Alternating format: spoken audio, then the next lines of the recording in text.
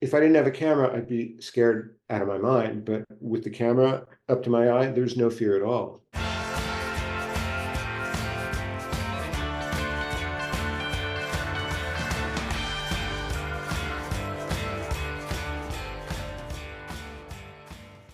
Welcome back, listeners, to Beyond the Palette. This is Whitney Rosenson, your host and president of Art Dimensions, your one-stop shop for contemporary art leases and sales. Today, I'll be talking with Mark Hanauer, an exceptional photographer from the Art Dimensions roster. Mark has taught at the Art Center College of Design, UCLA, and the Santa Fe Photographic Workshop. His photographs have been featured in international magazines and other publications as well. Mark exquisitely captures his subjects, whether they be portraits, landscapes, or flowers, and he moves through these various genres seamlessly. I'm so excited to chat with him and learn more about Mark and his work, and I know you are too. Hi, Mark. How are you? I'm great. Thank you, Whitney, for that really nice introduction. Oh, thank you for your time today and for welcoming all of us into your creative world. I appreciate it. So let's dive in. For those listeners who don't know who you are, can you give us a brief snapshot of your journey to where you are today? I discovered photography in high school. I was just kind of meandering through a really bad education, public education in LA, and I had to take a fine arts course to graduate high school, and I didn't want to take painting, I didn't want to take music, and I tried photography, and I had an epiphany in the dark room on the second print that I made. It was an assignment to take a picture of a door. And it sounds like a cliche, but as I watched the print develop and come up, I got a feeling in my stomach that I had never had in my life. And I was so excited, and I knew what I wanted to do the rest of my life in that moment. And Awesome. I've never looked back. So what I did was I was, such a bad student. I didn't want to go to school. I worked in a lab. I worked for a wedding photographer, and I went back and forth to JC, and that didn't work. And then I decided to get serious about it, and I applied to Art Center College, and they rejected me because my grades were really poor. And then I applied again. They said, okay, you can come if you take some academic courses. So I went back to college and I took some courses and I did really well. And then I was offered a job with a photographer. So I decided, rather than going to school, a place that I've never been happy in, I decided to work for this rock and roll photographer, David Alexander, who to this day remains a very close friend and mentor. And he's the A behind A&I Labs and all of that, if anybody Oh, remembers wow. that. Yeah, I know that. I worked for him for 4 years, and then I was offered a job to work for A&M Records as staff photographer, and that was amazing.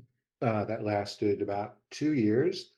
And then I went on my own, flew to New York, showed my work to art directors, flew back home, started getting work for Fortune magazine, Forbes magazine, Rolling Stone, and it just kept going from there. And I was working for a lot of record companies. So I was immersed in music, and then I got into portraits of artists and portraits of athletes, shooting athletes. And then Nike became a big client for a while, and Adidas and all those companies. So that lasted a few years. And then more, I got into entertainment and You shot celebrities, I know, many. a lot of celebrities. Yeah, in the past, a lot of celebrities, a lot of music people.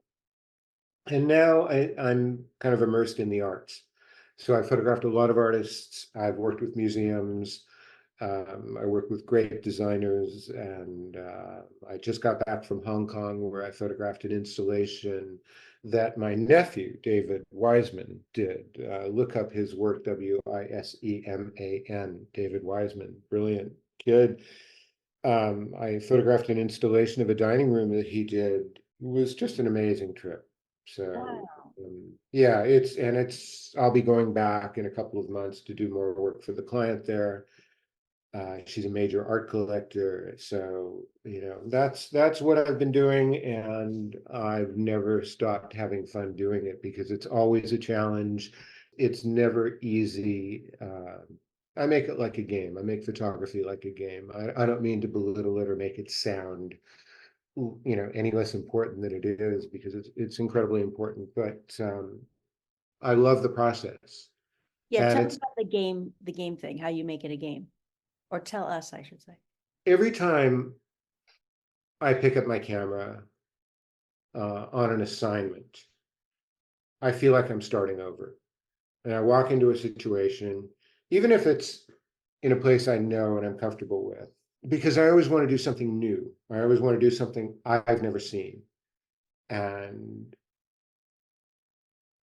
some of those things can be very subtle, but, whether it's light or color or geometry of an image, or whatever story I need to tell,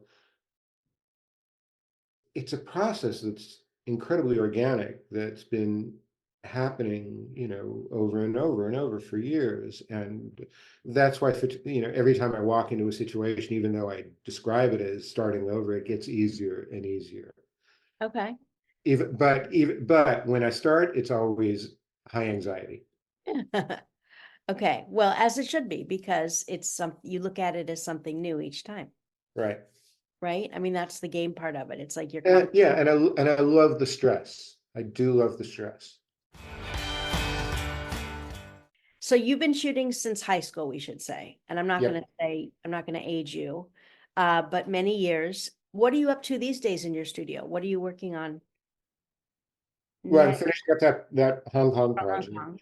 It's turned into a book on this one project that David is publishing. I have, I don't know, about 150 images in it. So I've been finishing off those images, working with the designer, and I think we finished yesterday. So now it's dealing with the other things that I didn't have time to deal with. And then I'm going away on Tuesday on a vacation. So Oh, I good. have to get it all done. Okay. So before, I want you to think back, you will get it done, I'm sure. I want you to think back before high school. Did you always think about art as being part of your life, or was it really just when school started to not click with you? I didn't think about art at all. I didn't see myself as an artist. In fact, I still have maybe trouble with that word. I see myself as a photographer, and that took me some time to let that word sink in and use as a title for myself. But photographic artist, I can accept, and maybe 10, 15 years ago, I started applying that to myself. Okay. Yeah. Well, what do you credit your success as a photographer to? Yeah, it's a lot of things. It's desire. I love the process of it. I love seeing the world in two dimensions and making something graphic out of what I see in the camera. I love the search. I love the exploration, and it could be flying around the world, or it could be in my kitchen, a little picture of a flower, by a window. It's no different wherever I go. Okay. I want everyone to know that you can check out Mark's images at markhanauer.com. It's markhanauer.com. So just from what we're talking about, if you want to go there and check out those images, they are so lovely. Okay, can you tell us about some of the different series that you have? I know you've got the floral, you've got the Mhm. landscapes. What others do you have? I have a series of flowers, my floral series, my botanical series is what I call them. I started doing them after I did a series of packages for a perfumer where I photographed flowers in a studio all day long. And I had so much fun doing that. I decided to start shooting flowers on my own. And I thought, what a great opportunity to do something with a subject that is so common that there are so many photographs of, and use that to do something I've never seen. So that was my objective when I started doing these. And I feel like I succeeded. They look to me like abstract landscapes, Yeah. of these macroscopic places that I find very sensual and very beautiful. And I get a lot of pleasure just being inside of a flower like that. What are some of the flowers you shoot? There's the calla lilies, Peonies peonies, are yeah. amazing. You can keep them in the house, and some of them are huge too, and they just open over the period of a week or 2 weeks even. And when I photographed one when it was still closed, and it was like a perfect sphere, a perfect ball. And then even to the point where they're dying, they're so beautiful. There's so much texture. It's probably my favorite flower, but they're all beautiful. I mean, they're all incredibly beautiful. Um, Again, markhanauer.com. You can check out the floral images. They're gorgeous. And they do look like abstract landscapes. And what about your landscapes? And you've got your nude series. What other series do you have? well, my landscapes are they pretty much come from when I take trips. I like to take road trips. I'm very drawn to the desert. I've done a lot of desert landscapes. It's another opportunity to see a new place in a new way. Hmm. We've all seen landscapes, beautiful landscapes from Ansel Adams and everyone, and to see that and to say, okay, I want to do that too, and not to compare myself or anything at all, but it's just fun. It's fun to get outside. It's fun to Yeah. see new things and all that. So the nudes are something I've been doing over the years, and it's another, they're like the flowers. It's another form of beauty and grace and composition and gesture and everything I love about photography and movies and everything visual, whether I'm looking at type, fonts, graphic design, fine art in the museum, whatever it is, clothing. To me, it's all the same. You find the beauty in it. Yeah, I do. I do. And it makes me think. I had this extraordinary experience.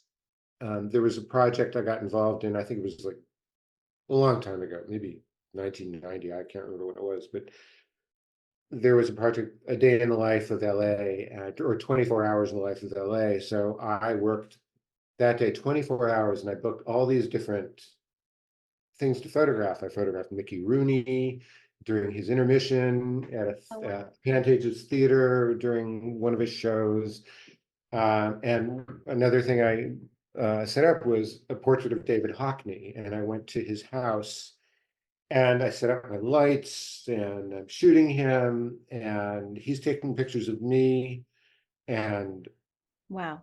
while that was happening, he said to me, "Everything you're doing is wrong."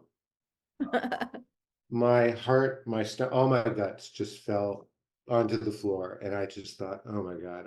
I lost it at that moment. I thought, "What do I do? I'm photographing a hero, and I want to do something good." So he told me what he meant, and he said that Picasso proved that it takes time to tell a story. And he showed me some of his drawings, and they looked a lot like Picasso's. The pieces he was showing me, very simple pen and ink drawings of the human form. So I decided to photograph him not in a cubistic way, but in a time exposure to give it a sense of time. Hmm. And that was my way of doing something different, but using what he said. And in the picture, you can see his foot blurry. And Right. he loved that. He said, now you've got it. So that was a great lesson for me. And it was also, he was a bit pompous and he's full of himself, and I'm sure he got a good chuckle out of it. But he was being honest. He was being honest, and it was a good blow to my gut, and it helped me a lot. It helped me grow. When did you shoot him? I think it was like late '80s, early '90s. this podcast will be on my blog, listeners, and the photograph of Hockney will be included as well. Because I remember that photo from your website and it's beautiful. Thank you. What's your favorite aspect about being a photographer? The feeling I get when I take an image that I know is just, it's there. When the whole frame of the camera is filled with visual joy. That's how it feels to me. You know, I just smile inside. It's a great feeling. And what's the hardest part about being a photographer? Getting to that place. Exactly. Sometimes it's a snap, and sometimes it's a struggle. It's a struggle. I mean, the business, I could talk about the business of photography. I could talk about agents. I could talk about all that, but that, and those things are difficult for me to deal with, the business of photography, because it's not, I don't know, left brain, right, It's very difficult to do your craft and also, I don't know if this is what you were referring to, but also deal with the business side, like marketing your work and dealing with representatives and agents. And I mean, you probably just want to focus on your craft. Is that yeah, that's all I want to okay? do. And when I have to deal with business, I have to negotiate a job, or, talk about prices. It's just like, oh, I don't want to do this. And I haven't had a great agent, for my getting jobs and things for me in a long time. And I've also had some bad experiences where I lost a lot of money with agents. So, that just adds to the bad side of it. Okay. Okay. So now, if you are giving advice or recommendations to emerging photographers who might be listening to this podcast, now that we've touched on the agent, or you don't have to refer to that at all if you don't want to, but what would your advice be to emerging photographers who might be listening? Follow your dream, because photography, it's so broad, and things have changed so much since I got into it. It was, we all did the same thing in those days. We'd all send, go to New York, show our books, go to the record company, show our books. Now it's, you can't get anybody on the phone anymore and make an appointment. Everything is online, everything is by referral now. I don't know what agents are like anymore, photo agents. It's so I've found my little niche where I'm comfortable, but how to do it now, all I can say is follow your heart, do the kind of work you love doing. Go to school if school appeals to you, if you work well in that environment, or don't go to school if you can carve your own path, like I did, like so many other people did. I think that's great advice. Good. How do your emotions affect your shots or your images? Hmm. That's a hard question. When I put the camera up to my eye,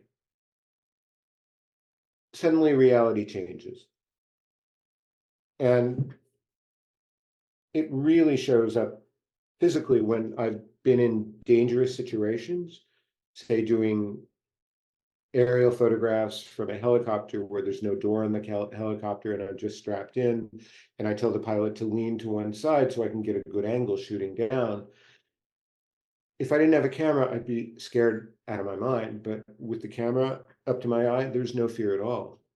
It's really, really strange. I was listening to Nick Knight talk about on his podcast about shooting the skinheads way back in the 80s or something. And what he described was the same thing. There's all this violent stuff going on, but he said once he put the camera up to his eye, he wasn't afraid at all. And it's so interesting it's like when you go from 3 dimensions to two, it's another kind of thing. It probably the same thing happens when you put on those Apple Vision goggles too. It's a whole other experience, I think, other than rather than sitting in a film and watching it. It becomes almost kind of takes over your body a little bit more, I would think. So the reality changes, and does it become more surreal, or does it put a boundary, or it removes you a little bit from the subject so you're not It puts me like in there with the subject, okay. and but it doesn't feel I don't know how to describe it. It's not that it doesn't feel real, because it does feel real, but yeah, maybe I feel like I'm in a museum or something, looking at a painting rather than, or I'm in the painting rather than looking at it. I don't know. I don't know how to describe that That's a sensation. no, I love that. That's a great metaphor. Thank you for that. I love that. I want to wrap up a little bit. If you were granted $1 million for a photography project or an art project of any kind, what would you do? I would travel endlessly and just see what I run into and see what I discover. I really enjoy surprises. So I think the idea of creating opportunities where surprises can happen is my ideal. That's my ideal place to be.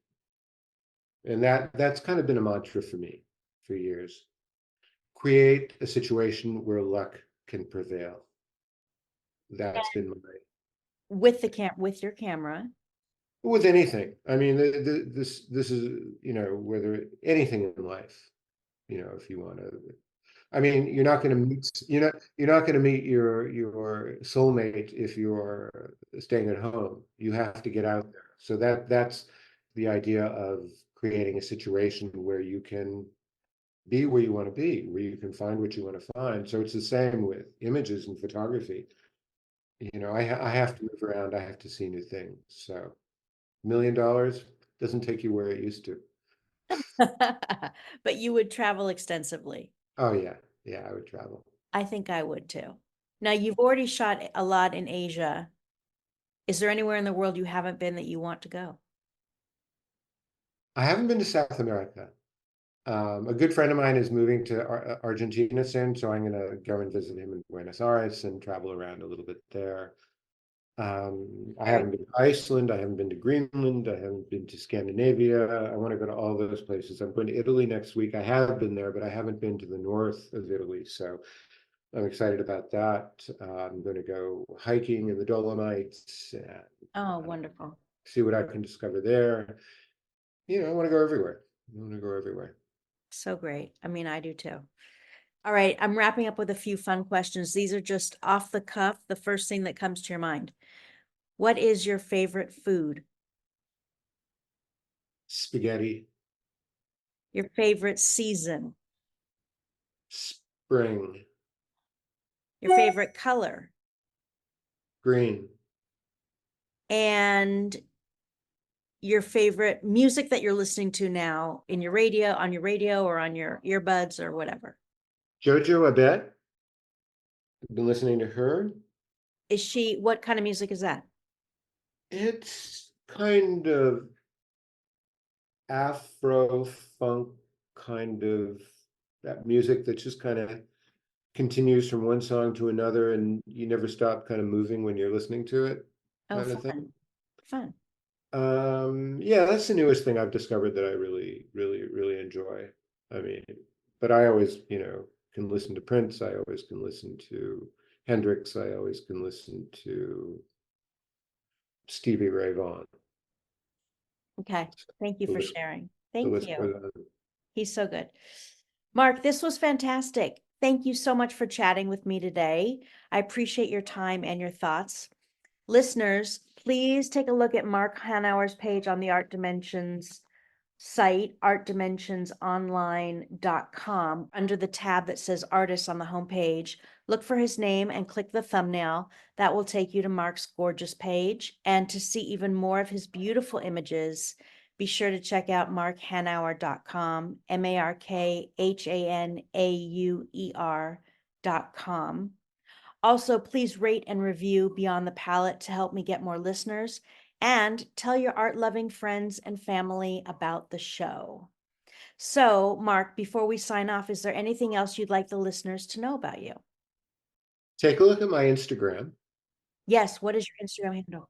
Mark Hanauer. It's just under my name.